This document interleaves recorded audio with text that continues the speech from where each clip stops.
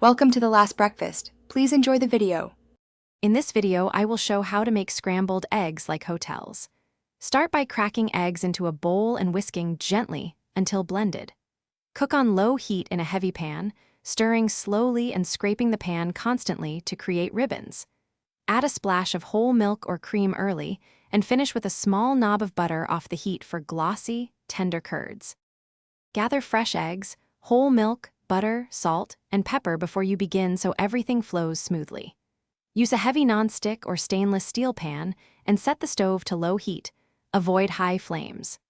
Whisk eggs gently to incorporate air but not froth, and have a silicone spatula ready to stir slowly and scrape the pan continuously to form soft curds without drying them. Master slow cooking by keeping heat low and stirring in broad, gentle motions to make custardy curds. When curds start to form, lift the pan off the heat for a few seconds to let residual warmth finish cooking without overdoing it. Never overseason mid-cook.